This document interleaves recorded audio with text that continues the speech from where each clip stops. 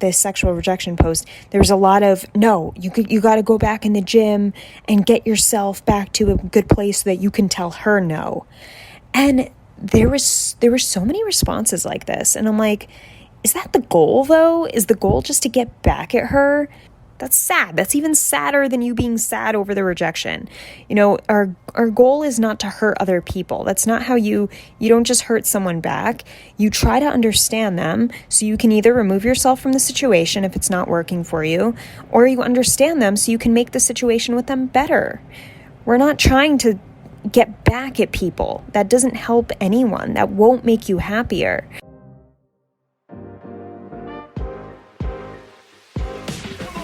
Welcome to What I Love About Sex, where some incredible guests and I, Steph Kanowski, will be bringing you the tools for improving your sex life with topics such as sex issues with your partner, sexual self-confidence, premature ejaculation, sexual shame, masturbation, sharing your fetishes, orgasmic pleasure, and more. Sex is still so taboo, and I personally believe that by improving our understanding and communication skills around sex, we can enhance our own self-pleasure as well as deepening our long-term romantic relationships. So listen in, try to stay open-minded, and let's get started.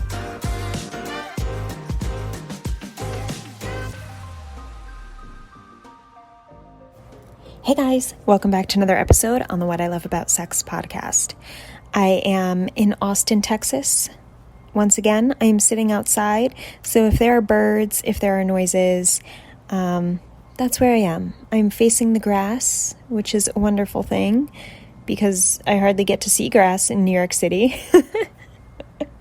I live in Manhattan, and it truly is the concrete jungle. So whenever you see grass, it's like, whoa! So I'm feeling very at peace here. And it's really just a nice place to record a podcast. So what today's episode is on is handling rejection. I made a post about this on Instagram this week, and it really hit home for a lot of you guys. And with that being said, I want to let you know that my BJ Masterclass, How to Get More BJs, or blowjobs from your woman, is now available for pre-sale. So I will be selling that at a lower rate. The link is in the description of this podcast. And this is going to be a lot more communication tactics than just about blowjobs. So it's going to be a really fun masterclass. If you have questions before you purchase it, you can always just email me and ask. So definitely go register for the How to Get More BJs Masterclass. It's going to be awesome. It's going to be fun, light, very informative, especially around sexual communication. So that's what I'm going to talk a bit about in this episode as well. When it comes to handling rejection, what do you need? You need sex communication skills.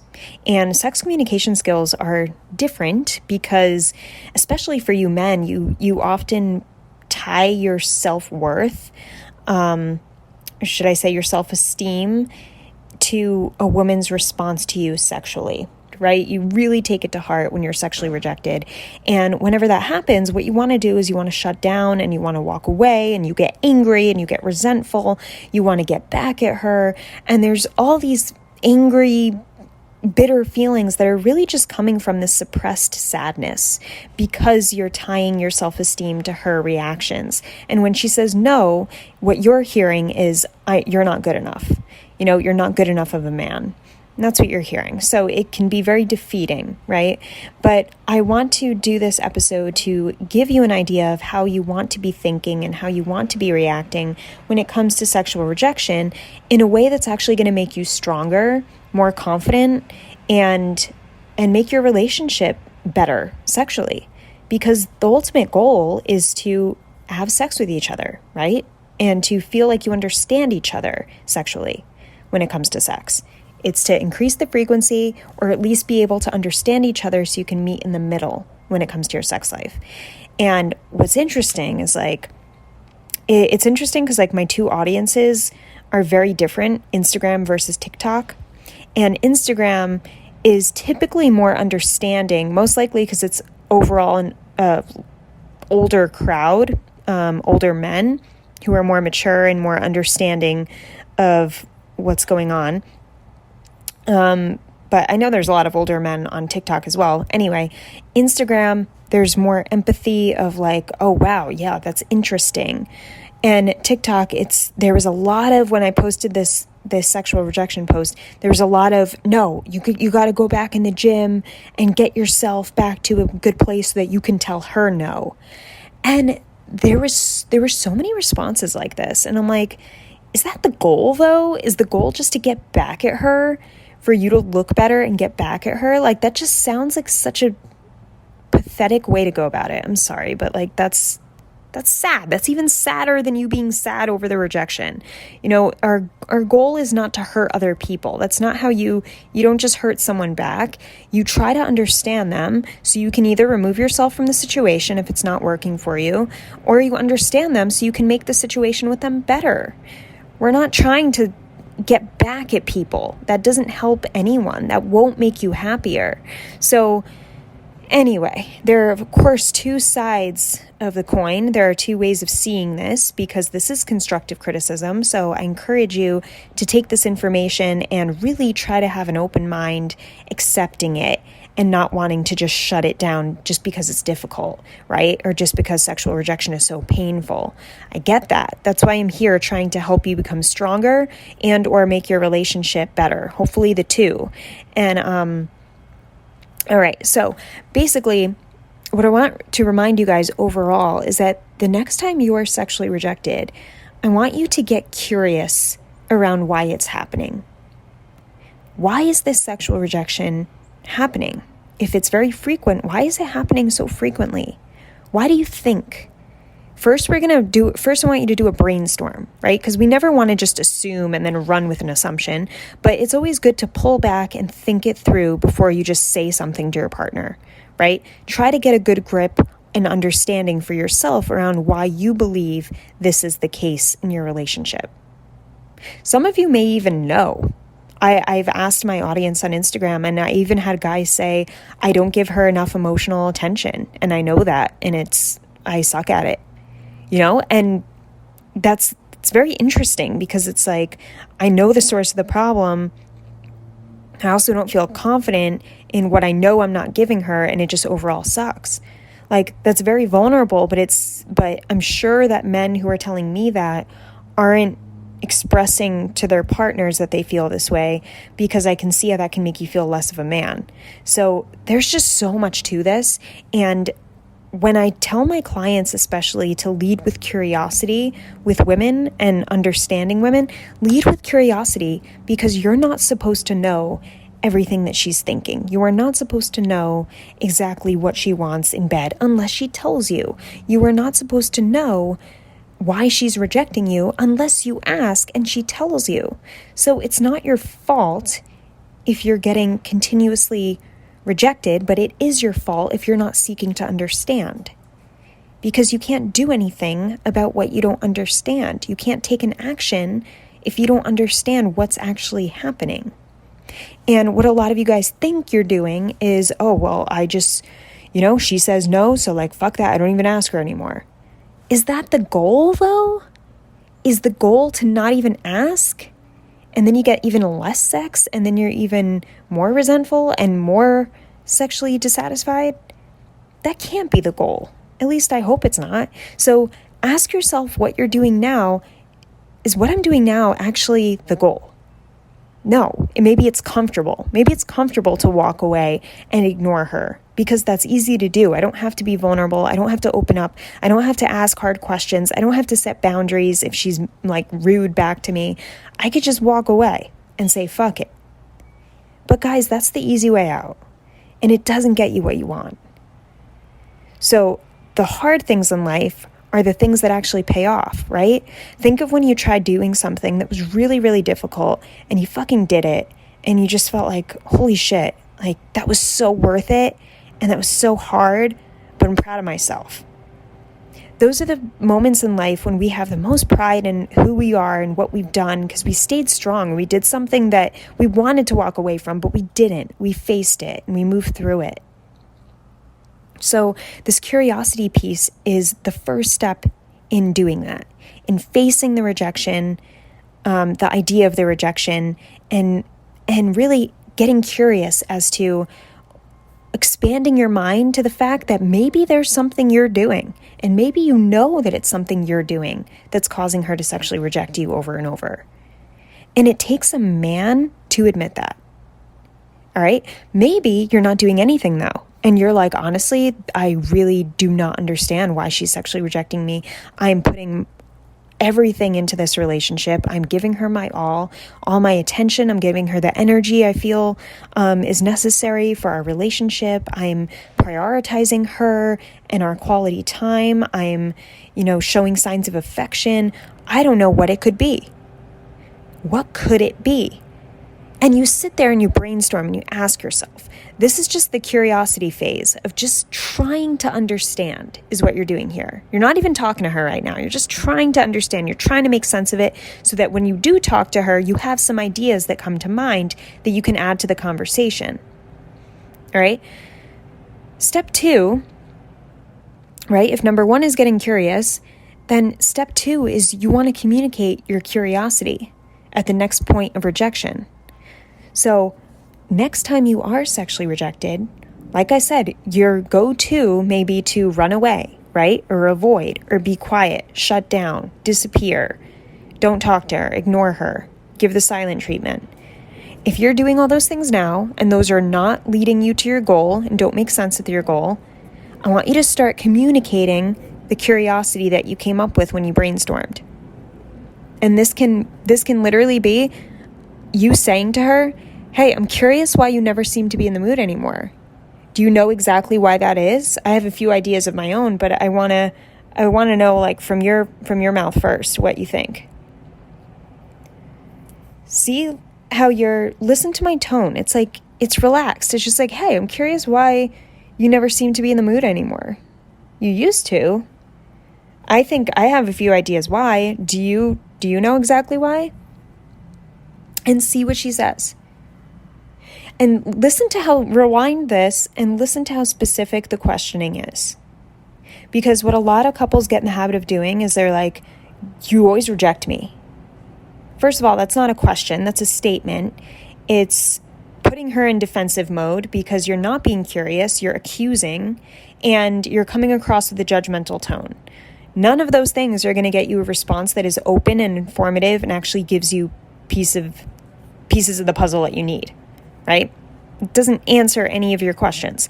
So we don't want to go it about that way. We also don't want to say things like, which a lot of guys also do, and women, couples do this. They'll say things like, we need to talk about our sex life. And then it's like, yeah, we do. And then you walk away. Like, what does that mean? Like, okay, when is it going to happen? What exactly do you need to talk about when it comes to your sex life? Why is it important? When are you guys going to sit down and have this? How long is the conversation going to be? Who's going to initiate it? You need to be specific in your questioning to relay the importance of why you're even having that discussion in the first place. So anyway, going back to a specific question to ask her to show your curiosity and seek her curiosity. Why do you think this is? Then we wait for her reaction. Some women will be honest and say, well, lately you haven't been really talking to me and it's making me feel distant to you. And then that's something. That's a piece of evidence. And you want to keep that curiosity. You don't want to shut it down and be like, I always talk to you. No. In her mind, you don't talk to her. So you want to get curious why she thinks you're not talking to her. This is what effective communication is about. You saying something to her like, wow, that's interesting. What makes you feel like I haven't been talking to you recently? Well, you used to talk to me at night before we fell asleep and you haven't done that in months. And I feel like that was a huge part of our quality time that's missing now. Oh shit. We got a new piece of evidence. You got another piece to the puzzle. See how this is a good thing for you? See how this actually builds your confidence? You're getting pieces. You're getting evidence that you didn't have before. And now you're like, wow, okay. And maybe you say to her, wow, I didn't realize that. I'm sorry if you've been if you felt that way. I thought I was still talking to you. I didn't realize how important that was to you, or how you saw that as such a great quality time for us. I definitely want to do a better job of that. Why don't we start that again? And if I don't start a conversation at night, like, just remind me at night, and then we'll keep that up again. And then she says, okay, yeah, let's try it. And then you say something like, if I kept doing that, do you think that that would help our sex life together? Yeah, probably would, because I'd feel closer to you. Okay. All right. So let's try that. Why don't we try that? Let's go like a week of really, I'm going to put like a lot of effort in, or I'm just going to try to get back to that. You remind me if I forget, and let's see where that goes. Okay? Because I care about you. I love you. I want to make sure that you feel like we're spending quality time. But I also enjoy our sex life, and that's important to me. And, if we could do this as a team and both work together here, that would be great, don't you think? Yeah, that would be great. And I know you're like, all right, like, in a perfect world would that type of conversation happen? But when you talk this way, guys, it happens more often than you think. It actually can happen. But you have to not get defensive and tell your partner, no, that's not true, when in your partner's mind, it is true. You just have to be curious as to why your partner has that perspective. That's what's interesting about life. We all have the same things can happen to us, but we can see them in a different way. So instead of shutting someone down for seeing it differently, we got to figure out why they see it like that. And then what control do we have over them seeing it like that? In this case, it's like, all right, she sees it as talk before bed is this amazing quality time. I never saw it that way. I thought saying goodnight to her was enough, but apparently that makes her feel emotionally connected. And when she feels that way, she's more open to sex. If my goal is sex and it makes her happier and more connected to talk before bed for a few minutes, and that will lead us to having more sex more frequently, hell, I'll do it. Okay. So notice the answers that you get when you're open, when you're vulnerable, and when you show her that you're curious. And not even her, when you show yourself that you're curious. Because let's just relate this, even if you want to be totally selfish about this, guys, like, this all still relates to your goal of having sex more frequently, if this was you in this example. You know what I mean? So it's not even, I don't even want you to think of it like you're bending over backwards to do everything for her. You're doing what you want to do for you, and you're just getting the pieces to make it happen. I mean, in the grand scheme of things, I hope you're thinking of you both, right? But this is not one-sided. It really is for the two of you. But you're going after your needs. You're making sure your needs are met and that you're both happy as you're meeting your own needs and her needs. Now, option 2 is she responds by shutting you down. And this also happens pretty often where you get curious, you show curiosity, and she says something like, not now. I'm not talking about this. No, stop. So what do you do here? Here's where the boundaries come in. And here's where you actually stand up for yourself and you don't allow this type of behavior. If she says no, not now, and you just walk away with your head down, tail between your legs, like, what does that mean? That means you don't respect yourself. And by you not respecting yourself, she's even losing more respect for you. You got to stand up for yourself, guys. This is why I get so many messages of guys like, yeah, well, she never talks to me. Okay, but what are you doing to make her have a discussion so that you have effective communication in your relationship? It doesn't have to be pretty. It does not have to be loving. Sometimes it does not sound loving at all, but it's effective because you're standing for your needs.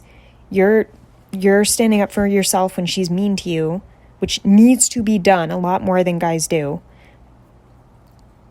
And it can sound something like, hey, I don't appreciate you talking to me like that.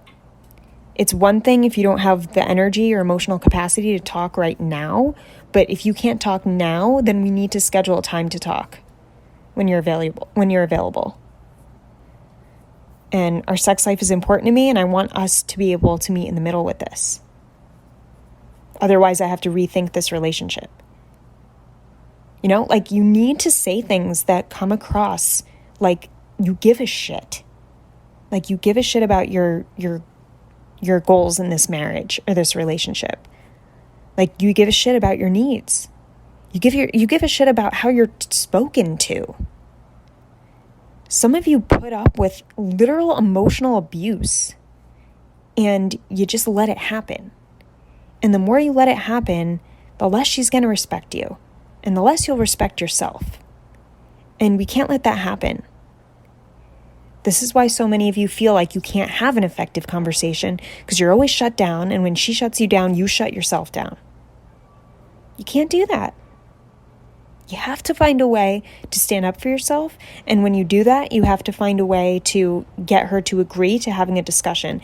If it's not in that moment, then it has to be at an earlier, at a, oh my God, I can't even think of the word. The next day or 2 days maximum after that. There's got to be a discussion. And if she's overwhelmed by the fact that you're discussing this when you never do, simply saying something like, hey, I just want to get to know how we can meet in the middle. Like, let's just talk about what we each want and how we can meet in the middle with that. And like what we can do for each other in order to make that happen. I want to be with you long term. I don't want to have to break this up. But if we can't figure this out, I think that's what I'll have to do. So why don't we try to figure it out together? Okay?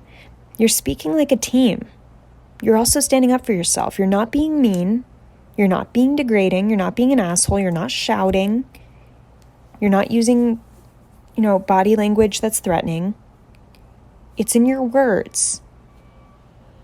It's in how you respect yourself. And you're coming across with, when you stand up for yourself, you show you respect yourself. And that's how she respects you. That's how everyone in life respects us. If we don't respect ourselves, we don't get respect from other people. Ever notice that? So that's why boundaries are so important, especially in tough conversations like this. All right, guys. So this is what I'm going to be talking a lot about in the BJ, How to Get More Blowjobs Masterclass coming up. Like I said, the link, if you want to purchase it, is in the description. It's up for pre-sale, which is the lower rate. Then it will be up in a few days. The price is going to go up in a few days is what I mean. And I want you guys to get used to having sex conversations more than you actually have sex. And you'll find that when you do have these type of conversations, little by little, you start enjoying your sex life more. You start feeling more confident because now you're getting all these answers that you've needed for so long, and you're not guessing anymore. You don't have to guess because you know. Like, think of how much more confident you can feel if you knew something was 100% true about your partner, your wife, your girlfriend, instead of guessing. Instead of walking on eggshells, instead of beating around the bush, like you knew. Like things get so much, especially sex becomes so much more fun when you know because you have the exact answers you need. So I want you to get used to communicating this way. I want you to learn how to communicate this way. And this could be really interesting, fun stuff. When you get a good grip on it, it's like, oh shit, like why haven't I been doing this the whole time? So yeah, anyway, definitely register for the BJ, How to Get More BJs Masterclass. And that is it. Have an amazing morning, evening, or night, wherever you are in the world. And I'll talk to you soon. I hope this episode helped you. If it did, I would love for you to leave me an iTunes review. It would mean the world to me. You can also screenshot your favorite episodes and tag me on Instagram @StephKanowski. And before I go, remember, your sex life is as good as you make it out to be. Until next time.